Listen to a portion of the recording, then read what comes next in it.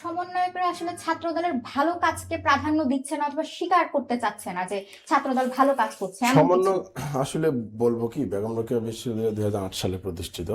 স্বৈরাচারী আমল থেকেই, তখন থেকেই তো স্বৈরাচারী আমল চলতেছে। তারপর থেকেই তো অপরাজনীতি বাংলাদেশে বিরাজমান। ছাত্রলীগ যা করতেছে এটা একটা অপরাজনীতির আতুর ঘরে পরিণত হয়েছিল। আর 5ই আগস্টের পরে নানা রকম অযৌক্তিক দাবি দেওয়া, মব, নৈরাজ্য, এগুলোর আতুর ঘরে পরিণত হয়ে গেছে।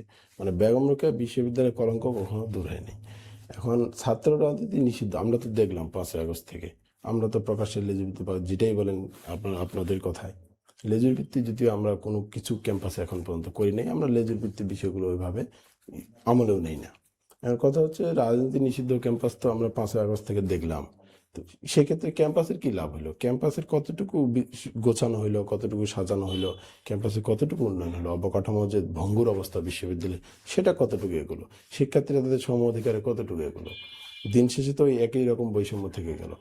ছাত্র সংগঠন কেন দরকার? ছাত্র সংগঠনগুলো আসলে তাদের একটা চেইন অফ কমান্ড আছে, তারা বিষয়গুলো বোঝে, তারা দলগতভাবে কোনো কাজ করতে পারে, তারা মত প্রকাশের স্বাধীনতা, সেটা যাতে, এই কথাটা আমি এক জায়গায় বললাম, এই কথাটা যাতে একটা মূল্য থাকে সেটা তারা নিশ্চিত করতে পারে।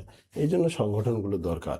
আর ছাত্র দল প্রতিষ্ঠার ইতিহাস যদি আপনি জানেন, 1979 সালে 1লা জানুয়ারি, এটা মূলত 4-5টি বিষয়কে কেন্দ্র করে প্রতিষ্ঠিত হয়েছে। তৎকালীন প্রেসিডেন্ট জিয়াউর রহমান 19 দফা প্রণয়ন করেন কিছু আগে।